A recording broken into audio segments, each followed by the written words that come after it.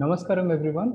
Welcome to the guided meditation session of Vivekananda Samiti under guidance of Swami Atmashraddhananda Maharaj. Initially, we'll have chantings followed by reading from complete works of Swami Vivekananda. Then we'll have our guided meditation session, and in the end, we'll have question answer session. Maharaj, you can start. Thank you, Bhai, and good morning to all our friends. We have been consistently doing this class for now almost a year and a half in online mode. So I'm glad quite a few people join or quite a few people see the recording later.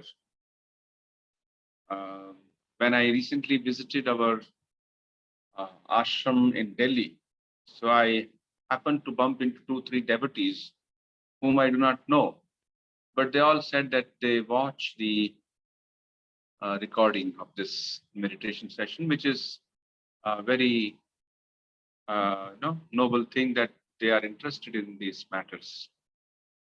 So we will begin by reading, first chanting, then reading, and then meditation for a short while.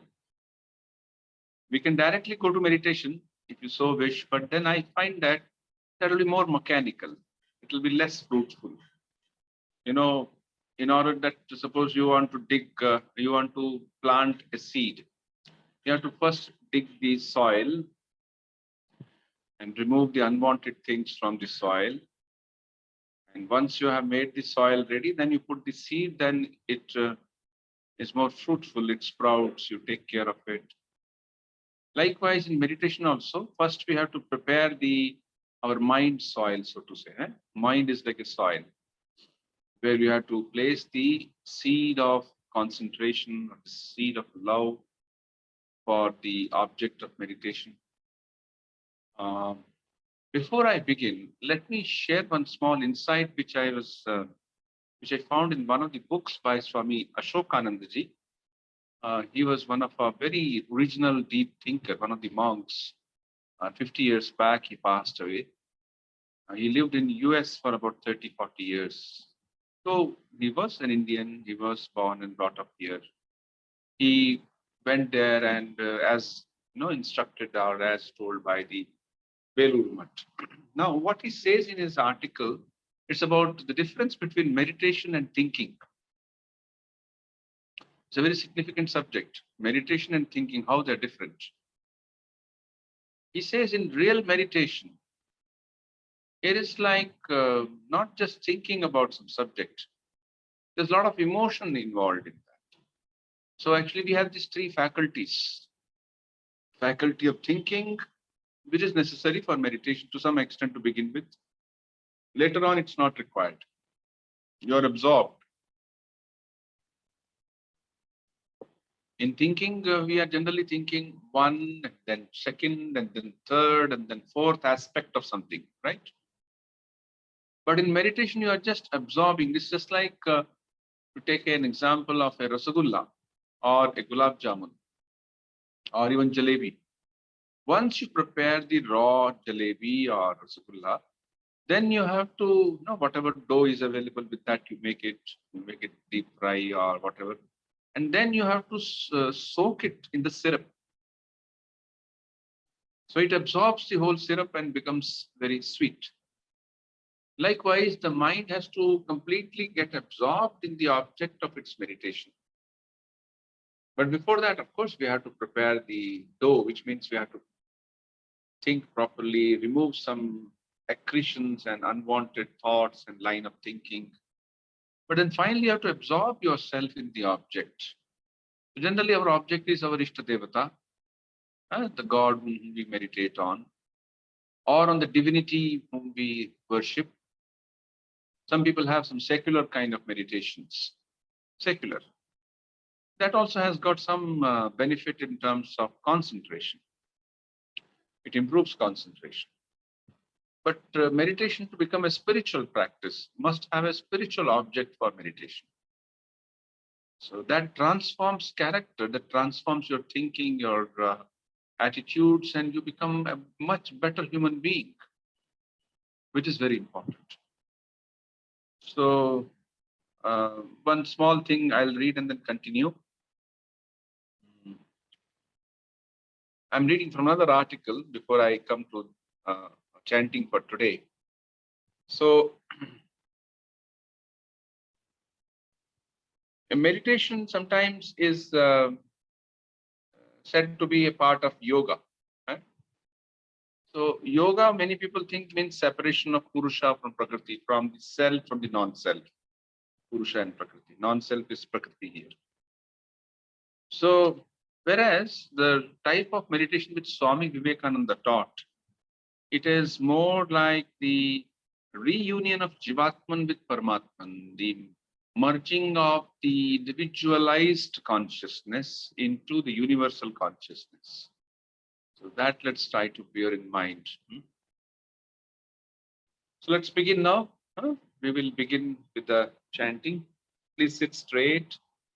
Now let us prepare our mind for a little, about half an hour, 40 minutes of concentration, calmness. Please close your eyes and listen to these mantras which I'm going to chant. Om.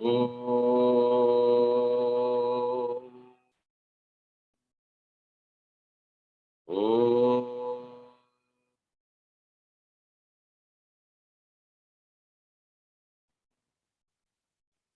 Om.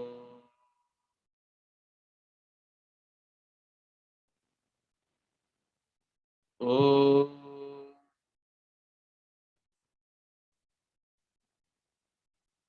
Sahana Vatu, Sahano Bhunaktu, Sahabhyam Karvavahai, Tejasvinavadhitamastu, Ma Vidvishavahai. Om Shanti Shanti Shanti Hari Om Shanno Mitrasham Varunaha Shanno Bhavatvaryama Shanna Indro Brihaspatihi Shanno Vishnurukramaha Namo Brahmane Namaste Vayo Tvameva Pratyaksham Brahmasi Tvameva Pratyaksham Brahma Vadishyami Ritam Vadishyami Satyam Vadishyami Tanmamavatu Tadbhaktaramavatu Avatu ma, avatu vaktaram. Om Shanti Shanti Shanti. Harihi Om.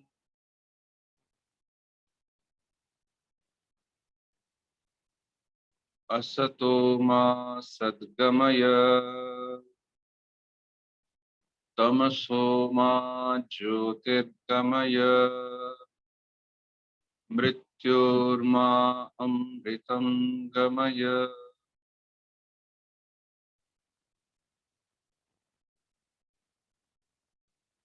Om Namah Shri Yatirajaya Vivekananda Suraye Satchit Sukha Swarupaya Swamine Tapaharine.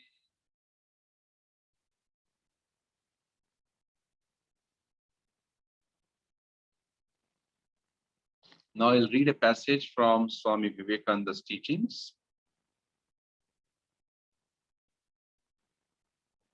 Swamiji says, pranas are subtle energies or sources of motion. There are 10 in all, 5 inward and 5 outward. One great current flows upwards and the other downwards. Pranayama is controlling the pranas through breathing. Breathe is the fuel, prana is the steam, and the body is the engine. Pranayama has three parts: Puraka, in breathing; Kumbhaka, holding the breath; and Rechaka, out breathing. The Guru is the conveyance in which the spiritual influence is brought to you. Anyone can teach, but the spirit must be passed on by the Guru to the Shishya, and that will fructify. The relation between Shishyas is that of brotherhood, and this is actually accepted by law in India. The Guru passes the thought power, the mantra that he has received from those before him, and nothing can be done without a Guru. In fact, great danger ensues. Usually, without a Guru, these yoga practices lead to lust. But with one, this seldom happens. Each Ishta has a mantra.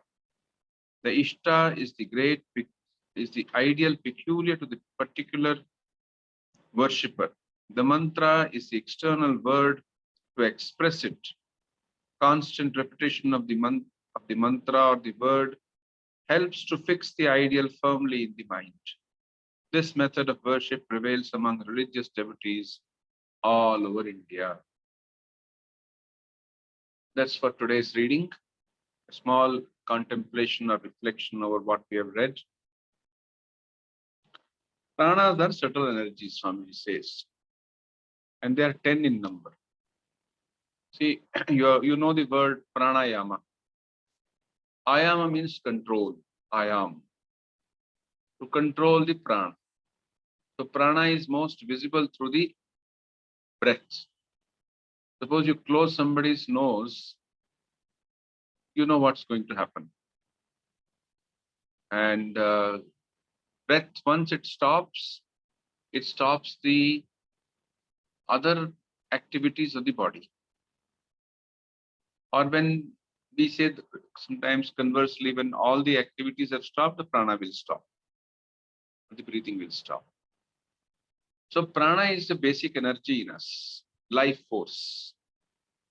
And it's also in the form of various energies that we have. One is the life force, and another various energies that we have. So some people have got tremendous prana shakti because they live a life of purity. For some people, prana is very weak because they have misused it or wasted it, or they are very negative. So prana is having, generally we say panchapvai prana, 5 pranas are there. Like prana, apana, vyana, udana, samana. These are 5 major pranas. Actually, same prana manifesting in 5 different activities. Like breathing is breathing in prana, apana, expelling body fluids or waste material, it's all apana. Then vyana and samana. So digestion has to take place. For that also prana shakti is required. And then once the energy is produced by food, that has to be carried to different parts of the body and the system. There's another power, samana. Then there is a shakti which is required to, when we vomit. That also is one type of prana. Besides these 5 pranas, there are some upapranas. They also are enumerated in our Vedantic scriptures. And these are like Dhananjaya, Krichal, like that. I don't remember their names now. And these Pancha Upapranas are also very dynamic in playing their role. So the thing is that we need to, what Swamiji says is that we must be controlling our life force. Pranayama is the fuel, prana is the steam, and body is the engine. So engine requires fuel. And it produces the prana is the steam which is produced from the fuel. And pranayama has got 3 parts: Puraka and Kumbhaka and Rechaka. You see, Puraka means to take in. You breathe in. Kumbhaka is like Kumbha. Kumbha is a pot, a ghada, kumbha. So you become like a ghada filled with water. You take the air in and you close your nose and mouth and everything. Everything is inside. Generally, kumbhaka it, it is harmful for many people. It is known as anta kumbhaka. But if the same kumbhaka is bahya kumbhaka, it is quite safe. What is bahya kumbhaka? See, once I inhale, I close my nostrils and mouth, so that much air is inside. It can, if it is not properly done, it can damage the lungs. It can damage, or it can damage the nervous system. Especially, it requires a subtle energy to hold that. So, too much of pranayama of this time could make the brain heated up, they say. So, it requires a lot of purity of mind and purity of body to really benefit from this. So, guidance of a guru is also. Some people read, Swamiji's Raj Yoga, and there Swamiji has spoken freely about this pranayama, kumbhaka, and all that. They just start following it. After some time, they fall into that mental confusion which is caused by kumbhaka. And they run into sometimes psychic issues. So don't try kumbhaka part. But you can try the bahya kumbhaka. Bahya kumbhaka is I breathe out and hold it. Not breathe in and hold it, but breathe out and hold it. That, in fact, has got a very relaxing impact on the nervous system. And Rechaka is out breathing. So this is about pranayama, what Swamiji has said. And then about Guru Shakti, and also about how the Guru parampara goes on. So everyone should be connected with the parampara. If it is not, you are not connected with the parampara. Parampara means what? It is like a race. First you are running, then you become tired, or you become now next person. You hand over the thing to him, and he runs. So likewise, the Guru hands over the light to his student, and now he has to run. Then the student will become Guru, and the student will later on give it to his student. So from Guru to Shishya, Shishya to Parashishya, or Guru, it's known as Guru Parampara. So Guru Bhyo Namaha, Parama Guru Bhyo Namaha, Parameshthi Guru Bhyo Namaha, Paratpar Guru Bhyo Namaha, Adi Gurave Namaha, like that parampara is told. So it is a parampara which is, the Guru passes the thought power, the mantra, which he has received from his Guru. So who is the original Guru? So God himself is original.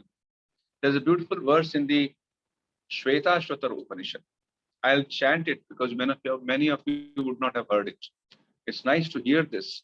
I am fortunate that I have known this, and I have heard it a number of times, so I have memorized it. So it is known as Yo Brahmanam Vidadhati Purvam, Yo Vai Vedascha Prahinoti Tasmai, Tam Hadevam Atma Buddhi Prakashajam, Mumukshurvai Sharanamaham Prapadye. I take refuge in Sharanam Prapadye, in whom Yo Brahmanam Vidadhati Purvam, who is the original knower, Yo Vai Prahanoti Tasmai, which means who goes on passing that knowledge and Shakti, spiritual power from Parampara to Parampara, Tam Hadevam, that shining one, Atmajam, Atma Buddhi Prakashajam, who actually shines our intellect. Do I take refuge? Which means I take refuge in that original Guru. God himself is the Guru. From here, from him, everything flows down. So usually without a Guru, Swami Vivekananda says, these yoga practices can lead to lust. Lust means the great sexual desire. But with that one, the seldom happens, because the power, when it flows down, that is what we call as lust. When the same power flows up, we call it spirituality. So we should turn towards the spiritual side. Some people, they get caught in the lower expression of the energy. They make a habit out of it. They think it's fine. They have got a misguidance. And today's world, the internet is available and all kinds of unwanted images and pictures and informations which can excite the animal in us is so freely available. Naturally, people, and then they become so tired and they want to meditate. Mind is so much downward and they want to meditate. They don't really benefit from that. Meditation requires that there should be a perfect sense of purity. If not perfect, at least you are trying to become perfect. You are nearing to perfect. Even if you are 30%, 40% perfect, but inwardly you are very sincere. Today you may be 50% perfect, but what's important is that you are sincere. You are not trying to anywhere follow a different direction. So direction is very clear to you now. This is a place I have to go to. So that's purifies the mind, and the person becomes he actually progresses, and then he goes towards his ishta. Ishta or ishta devata. That's the concept given here. So what's ishta devata? Ishta devata. Ishta generally means what I like. Idam khadyannam mame ishtam. I like this food. I like this food. Same way, I like this form of God. Somebody's ishta devata is Hanuman. Somebody else may like as Shiva. Someone may Durga, because he likes that form. He has trained his mind from time immemorial to like God in that form. Then he transcends that form also. Then he sees it formless God behind the form. But he begins with the Ishta Devata. The Ishta is the ideal, Swami Vivekananda says, peculiar to the particular worshipper. The mantra is the external word to express it. Constant repetition of the word. So Ishta is expressed. Like Rama is Ishta, people worship it as Ramaya Namaha. The mantra is the external word, and constant repetition of the word helps to firmly fix the mind on the mind, ideal on the mind. What's the ideal? Rama is the ideal, or Durga, or Krishna, or Shiva is the ideal. See, it's a remarkable thing. It's not that everyone has to follow the same quote. It doesn't fit you, you have to fit yourself. Yeah, I don't like a particular form because my mindset is different. It's not that I hate it, my mindset is different. So I like to, there's so much of option available to you, so much of freedom to choose. And once you have chosen, then follow that. Problem is, you should not become very fundamentalist. Oh, this form alone is correct. Other forms are to be decried or to be criticized. No, that's not the Sanatana Dharma's way. You see, whichever form you follow, people call that form by different names. They should finally reach the same goal if they are sincere, if they are very pure in their intentions, they will reach the same goal. So this is the reading for today. We shall stop here. Now let us try to meditate or make an attempt to concentrate the mind. So let's follow it up.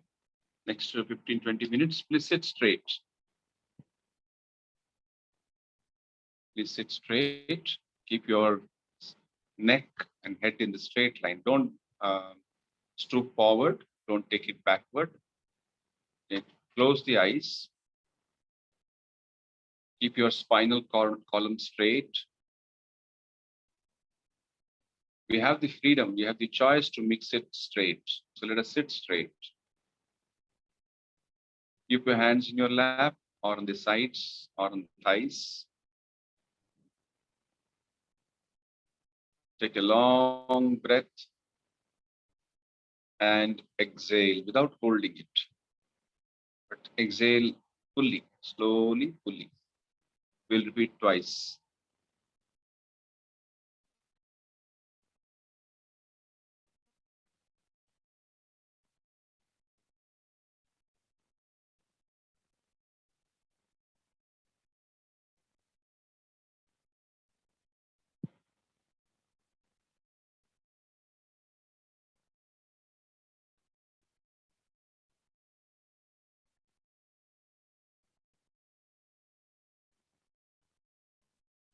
Now let's breathe normally, not long breathing, but normal breathing.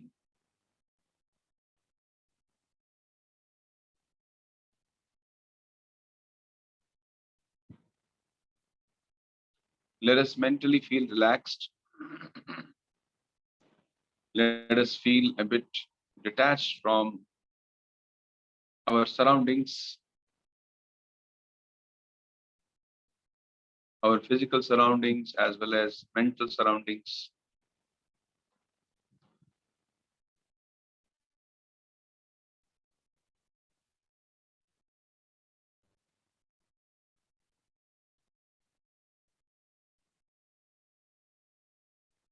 Let us not worry about our different roles in the life, in society, in family. Let's forget about our roles now.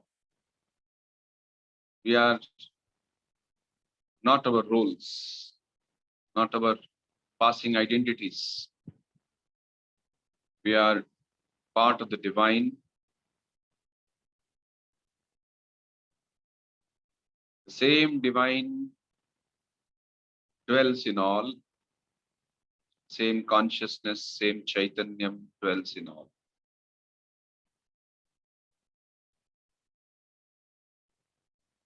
Let us remember our divine nature.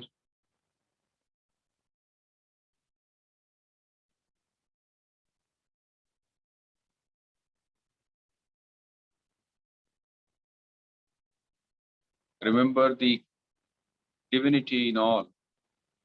Sarvam Khaluvidam Brahma. And that divine light, all pervading, manifests through different mindsets and different conditions, different bodies, with different set of samskaras, trainings, tendencies. Let's pray for all. It's the same divine present in all. Let's pray for all. Sarve bhavantu sukhinaha.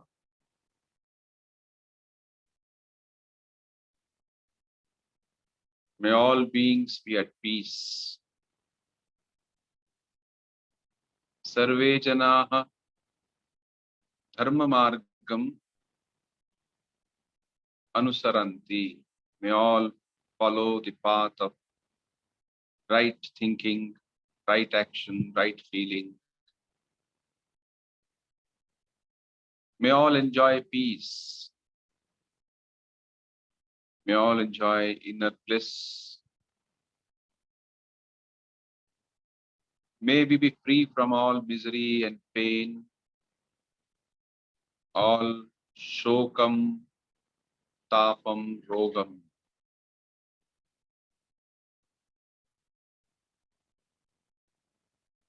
May our prayers go for the well-being of whole creation. Let us pray for all those who are suffering physically or mentally or otherwise. May their sufferings come to an end. May all be peaceful. May all be good and lead to greatness. Sarve bhavantu sukhinaha.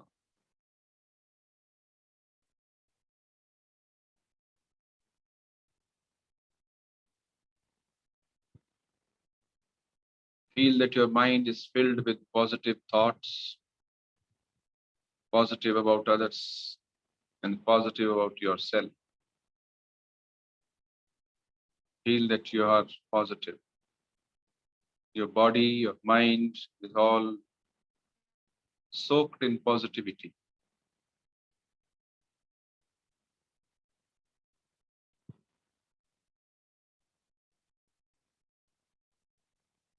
Let us mentally offer our pranam, our respect to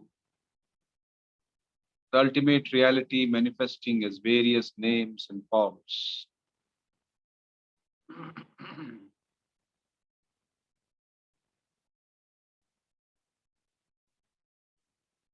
Let us bow down to all great sages, teachers of yoga and meditation, who have given us this knowledge and this method, parampara of meditation. We gratefully thank them and offer our respect to them.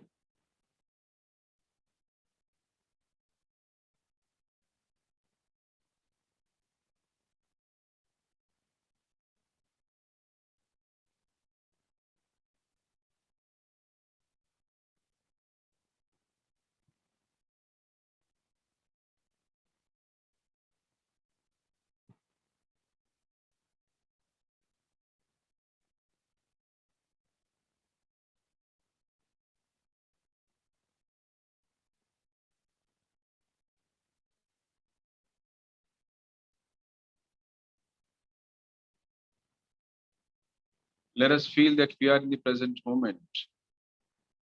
And this is our physical body as part of this moment. Feel your seat that you are sitting. Feel your feet. Feel your whole body. Let us do a kind of mental scanning of the whole body. Be thankful that we have this human body in which this act of mental scanning is possible. This exercise in self-awareness is possible.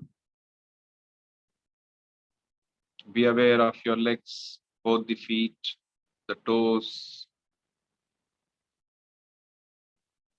the calf muscles, the knee joints, the thighs, and the hip joints, the spinal column from the bottom to the top, the shoulders, the collarbone. Feel that. Feel your lungs, your chest, your shoulders, your upper arms, elbows, lower arms, hands, fingers. Feel the navel, the belly portion. Feel that. That's where the fuel for the body comes. All food goes there. And feel the heart which is pumping silently.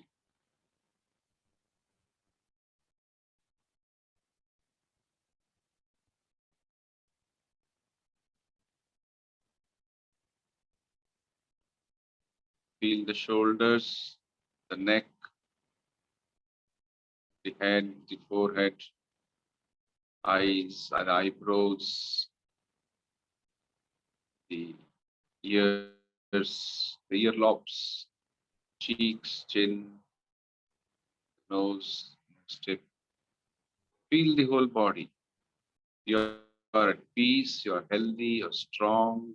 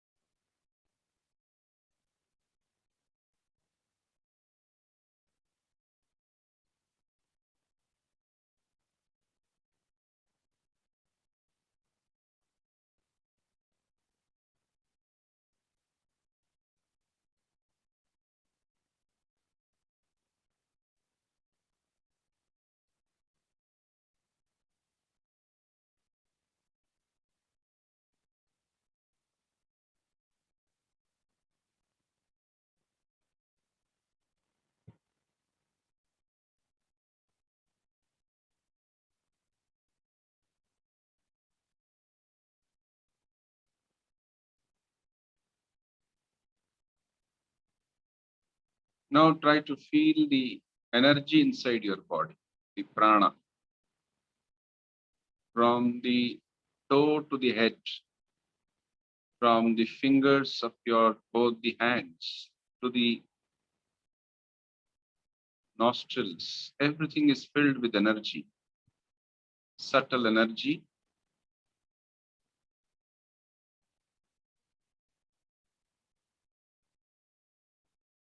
Feel the energy through your nostrils. Your breathing. Try to feel your breathing. Don't pay attention to any distractions. Pay attention to your practice. Our practice is to pay attention to our energy, our prana, our breathing.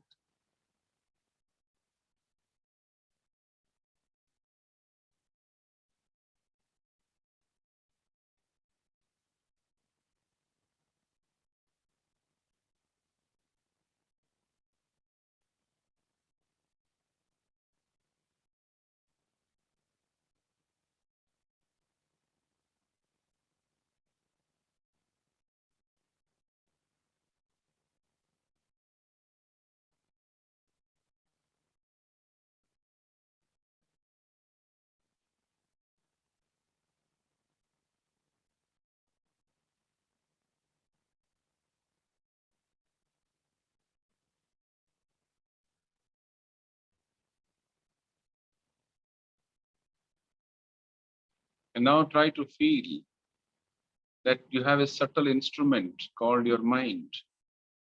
Just as we have the hands and feet, we also have the subtle instrument called mind. And mind can observe itself. Mind can observe the mind.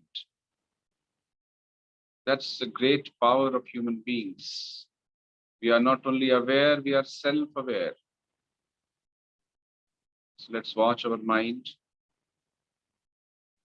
To be watched means to not to be attached. Don't react. Attachment leads to reaction. So feel that you are not the mind, but you are watching the mind. You are not your thoughts, but you are looking at your thoughts. You are not your memories, you are looking at your memories.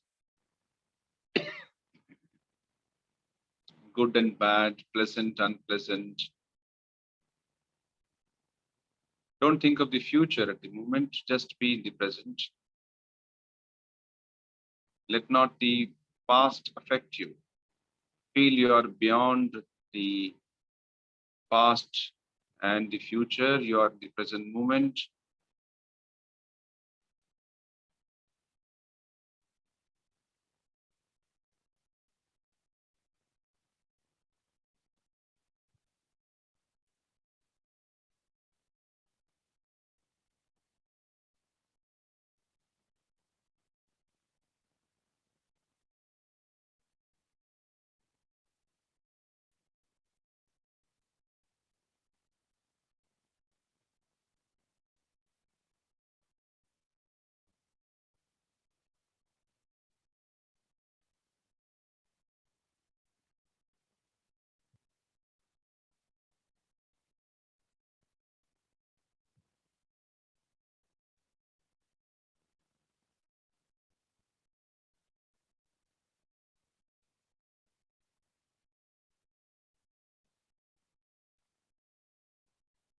Now think of an object for your focus, for your inner focus.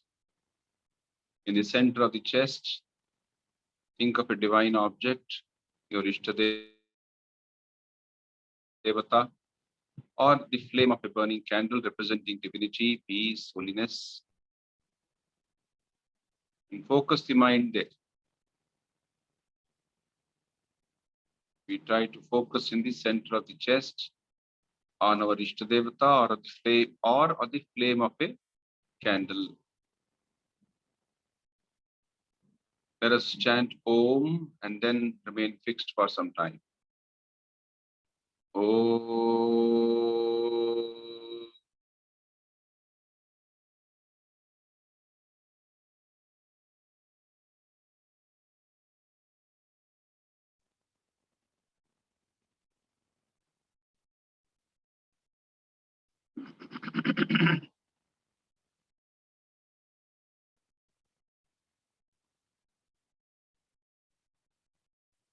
Now for a few minutes, I'll not give any instructions.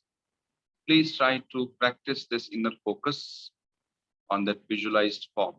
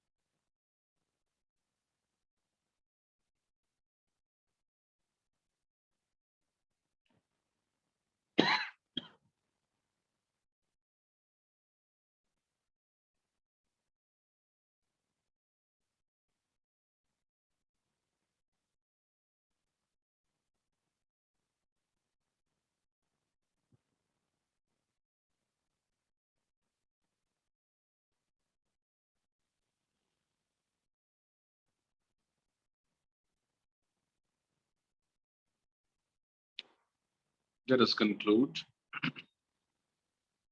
by chanting Shanti 3 times. Om Shanti Shanti Shanti Harihi Om Tat Sat Shri Ramakrishna Arpanamastu. Now you can open the eyes. If you have any question, welcome to ask. Thanks, Maharaj. Maharaj, I have one question in chat box by Swarnendu Saha. What does it mean to be always in a meditative state? Does a yogi, as described in the Bhagavad Gita, always remain in such a state? And how can we graduate from doing meditation occasionally to remain always centered in the self? Maharaj, please take my humble pranams. Namaste, bhai. To be always meditative is a struggle. First, you have the ideal that you want to be meditative, you have to be withdrawn. But this requires certain amount of tyaga. Without tyaga, which means giving up of ego, giving up of your desires for personal fame and gain, selfish desires. Unless you give up, then you cannot really be always inwardly focused, because those selfish desires will draw you out. And you will fall into the stream of anger and greed and jealousy and being distracted. So it's a very rightful question. It's a nice question that you have asked, how to be meditative. So first of all, it's a gradual thing, how you become meditative is a gradual thing. Certain purification of the mind takes place, then the meditative state becomes more natural. Why are we not meditating, first of all? Because the mind is running or jumping in different directions which are not related to God or the ultimate reality. So once we understand, we start practicing this. The other ways of making the mind meditative is to, first of all, of course, regular meditation. You begin with that. And also, one very great help in practicing this meditative state is to be inwardly always, connected with God, and do occasional mental worship of God.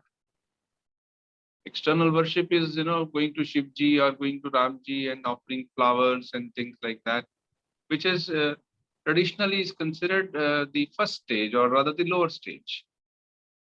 The higher stage is mentally you are offering everything to God, not only flowers and not only things. Suppose you are a PhD scholar, you offer all your PhD researches and efforts to God. At the end of the day, you say, today I did so much writing, I did so many things, I offer it to God. Shri Ramakrishna Arpanamastu, or Rama Arpanamastu, or Krishna Arpanamastu, whichever. So like that, we slowly train the mind and meditativeness comes. That's it.